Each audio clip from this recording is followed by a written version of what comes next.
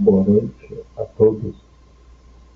Hoje quero propor uma reflexão sobre um tema que atravessa não apenas a clínica psicanalítica, mas também a vida cotidiana de cada um de nós, o vazio. Esse vazio que se apresenta em forma de depressão, de apatia, de sensação de que nada faz sentido.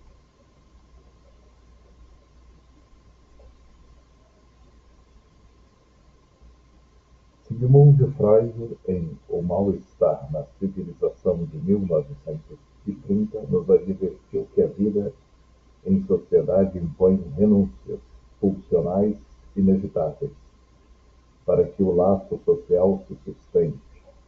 O sujeito precisa abrir mão de satisfações imediatas em nome da cultura, da lei e do convívio. Esse movimento, embora necessário, produz um saldo de mal-estar, uma insatisfação estrutural.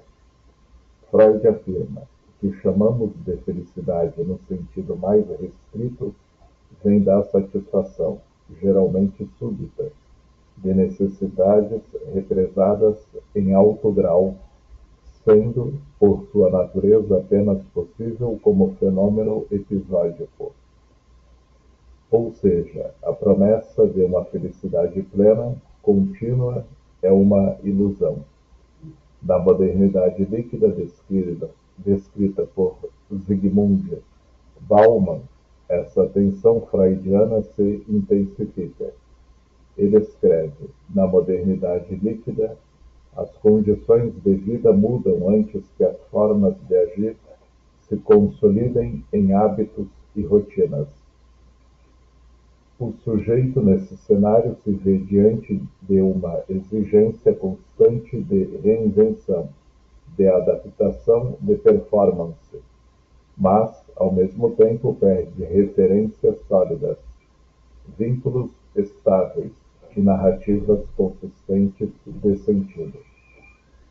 Outros pensadores, como Christopher Lasch, em A Cultura do Narcisismo, de 1979, apontam como a sociedade contemporânea estimula a busca incessante por reconhecimento externo, esvaziando a interioridade e a capacidade de elaborar frustrações. Nesse contexto, o sujeito moderno não sofre apenas de conflitos internos, mas também de um vazio existencial, fruto de um mundo onde tudo é provisório e descartável. A psicanálise contemporânea tem insistido nesse ponto.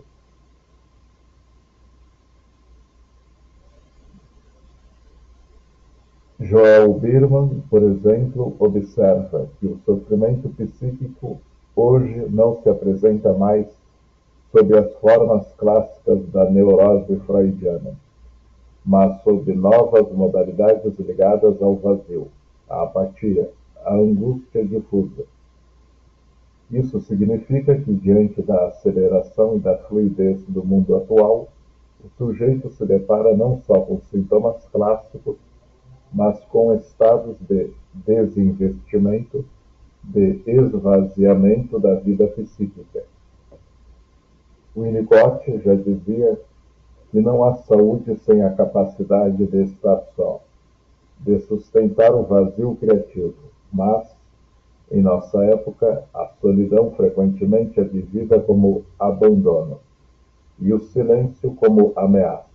Assim, sintomas como depressão, apatia e sensação de falta de sentido emergem como respostas possíveis diante da falta de referências simbólicas e da pressão social por produtividade e sucesso. Portanto, pensar o mal-estar na modernidade é pensar a clínica do vazio. Não se trata apenas de eliminar sintomas, mas de possibilitar que o sujeito encontre modos singulares de lidar com o desamparo estrutural, de construir sentido onde há vazio, de transformar a falta em motor criativo, e não apenas em paralisia. Se Freud nos ensinou que o mal-estar é inevitável, cabe à psicanálise hoje sustentar um espaço em que o sujeito possa elaborar esse vazio contemporâneo, não oferecendo respostas prontas, mas escutando a singularidade de cada dor, cada silêncio e cada busca de sentido.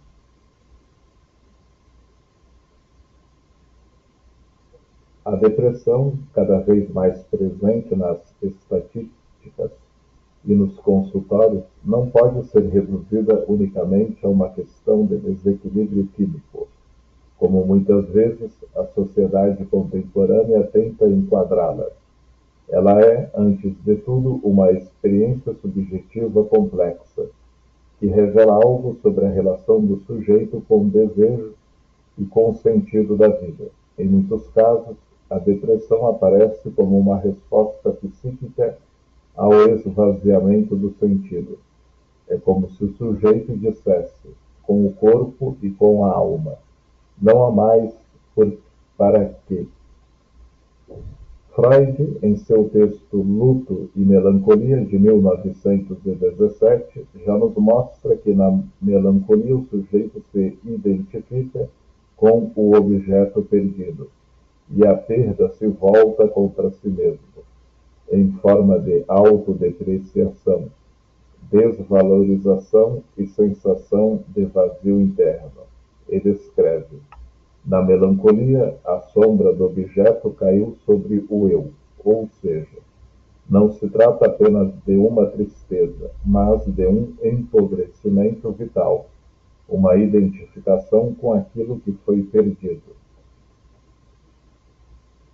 A modernidade, com sua aceleração e superficialidade, intensifica esse cenário. Bauman nos lembra que vivemos em tempos líquidos, em que tudo é provisório e descartável.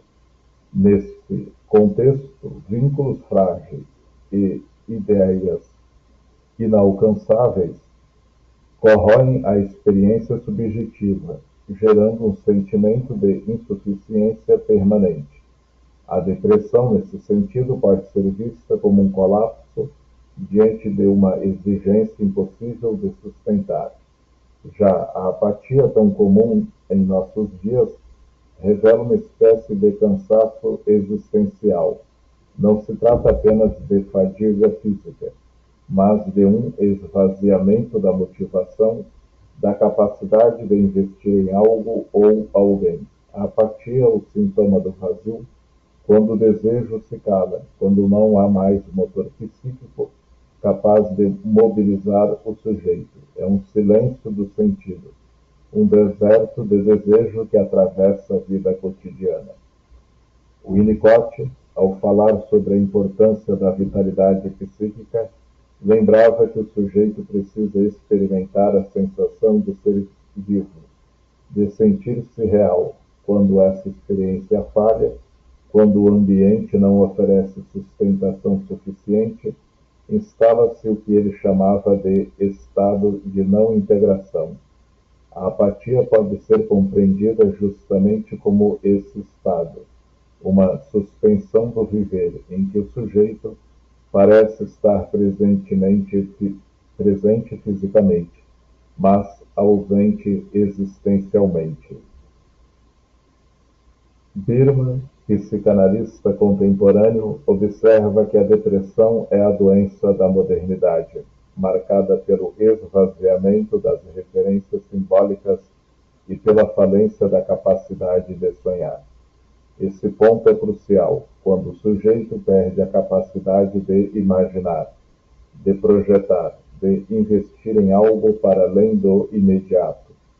O vazio se converte em paralisia e a apatia torna-se a expressão visível desse colapso interno. Portanto, a depressão e a apatia não devem ser vistas apenas como patologias isoladas, mas como sintomas do vazio contemporâneo. Elas falam de uma época em que os sujeitos estão sobrecarregados de estímulos, mas carentes de sentido. conectados virtualmente, mas desconectados de si mesmos, cercados de possibilidades, mas esvaziados de desejo.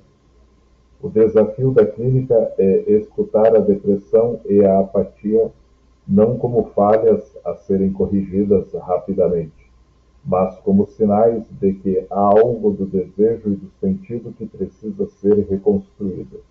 Esses sintomas, dolorosos e paralisantes, carregam também uma mensagem, algo precisa ser dito, elaborado e transformado para que a vida possa novamente pulsar.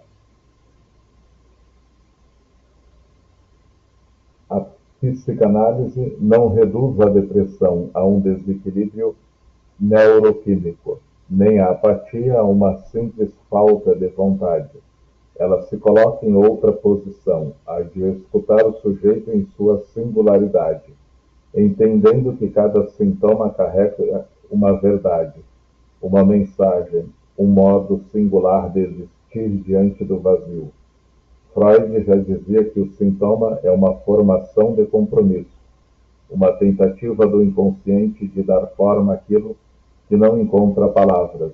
Portanto, a depressão e a apatia não são meras disfunções a serem eliminadas, mas produções psíquicas que falam de uma história, de uma dor, de uma falta de sentido que precisa ser escutada. Lacan, por sua vez, aprofunda essa questão quando afirma que o desejo é sempre desejo do outro, ou seja, nosso desejo não nasce isolado. Ele se estrutura a partir da relação com os outros, com as referências simbólicas que nos sustentam. O problema é que, na sociedade contemporânea, esse outro aparece cada vez mais fragilizado, fragmentado, sem consistência. Se pensarmos no contexto atual, vínculos líquidos, excesso de imagens, discursos de autoajuda, imediatista, medicalização da dor, percebemos que o sujeito muitas vezes fica sem uma bússola simbólica que o oriente. O outro, que deveria sustentar, aparece como uma presença instável, incapaz de oferecer coordenadas sólidas. É nesse cenário que o vazio se torna insuportável. O Winnicott nos lembra que o sujeito precisa de um ambiente suficientemente bom para sustentar sua vitalidade. Sem esse ambiente, a experiência de estar vivo se fragiliza, e o indivíduo pode cair em estados de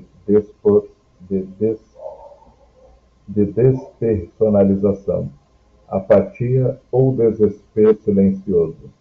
Aqui vemos como a clínica psicanalítica busca justamente oferecer esse espaço, não para dar respostas prontas, mas para possibilitar ao sujeito construir suas próprias saídas. André Green, em seus estudos sobre o complexo da mãe morta, descreve o impacto devastador da ausência psíquica do outro, quando o sujeito se depara com um vazio absoluto, seja pela falta de reconhecimento, pelo abandono ou pela impossibilidade de simbolizar uma perda. O resultado pode ser um apagamento do desejo, um empobrecimento da vida psíquica que se aproxima do que chamamos de depressão. A psicanálise, portanto, se diferencia ao não buscar curar o vazio eliminando-o, mas ao criar um espaço onde esse vazio possa ser nomeado, sustentado e, pouco a pouco, transformado. Ela aposta na palavra como via de elaboração, na possibilidade de que o sujeito encontre novas formas de simbolizar sua experiência, de reatar com o desejo de reconstruir um horizonte de sentido. Como lembra Biermann, a escuta analítica é um contraponto à lógica contemporânea de medicalização, porque recoloca em cena a singularidade do sujeito diante da sua dor. É nesse espaço de escuta que a depressão deixa de ser apenas uma doença a ser combatida e passa a ser compreendida como uma travessia existencial, um chamado a novas significações. O olhar da psicanálise sobre o vazio, a depressão e a apatia é um olhar ético que não apaga a singularidade do sujeito com rótulos, nem reduz sua dor a números e diagnósticos.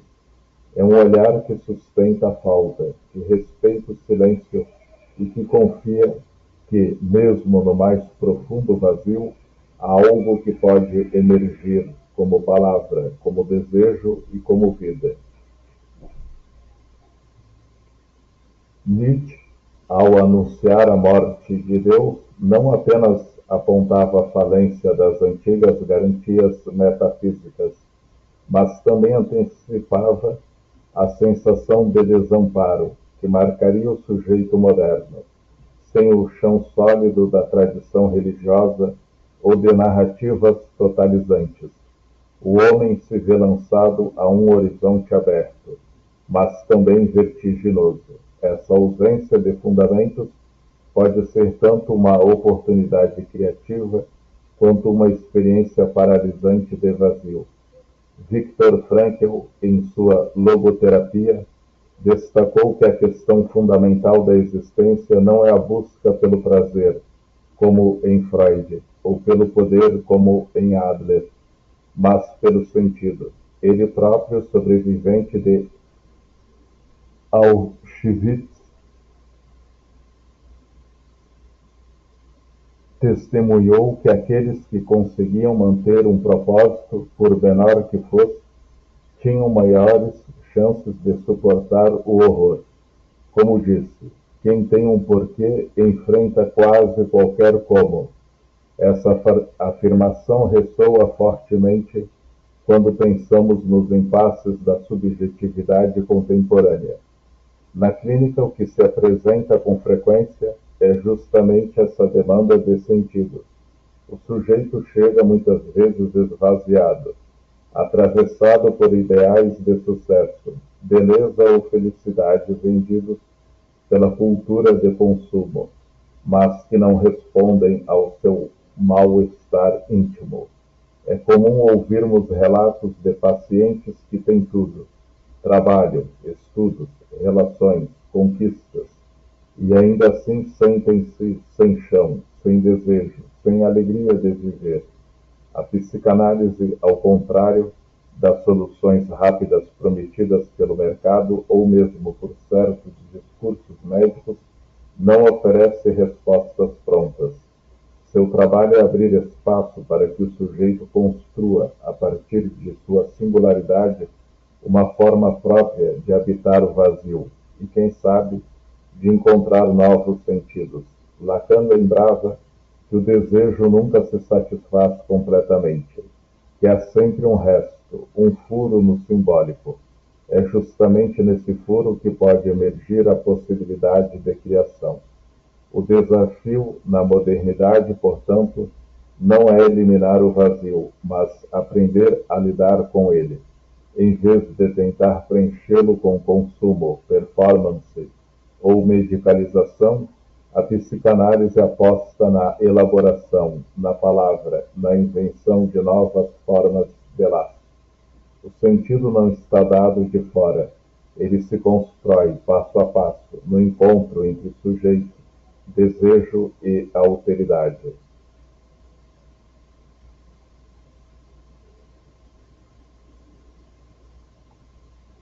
Na chamada clínica do vazio, o papel do psicanalista não é o de preencher o sujeito com verdades prontas, diagnósticos rápidos ou receitas de felicidade. Isso seria novamente aprisionar o sujeito em rótulos ou impor uma norma externa que pouco dialoga com sua experiência singular. A função do analista é, antes, a de sustentar um espaço de abertura, onde o vazio possa ser atravessado e não negado. O vazio, por mais doloroso que seja, carrega em si uma potência criativa. Ele pode se tornar lugar de invenção, de reconfiguração da vida. desde que haja a possibilidade de escuta. É por isso que a clínica psicanalítica se diferencia de outros discursos. Ela não oferece respostas, mas acolhe perguntas. Não tenta anular o sofrimento, mas o transforma em material de elaboração. Freud já apontava que a palavra tem um valor curativo em si. Onde estava o id, deve advir o eu. Isso significa que, ao colocar em palavras sua dor, o sujeito pode reorganizar sua experiência e conquistar novos modos de se posicionar no mundo.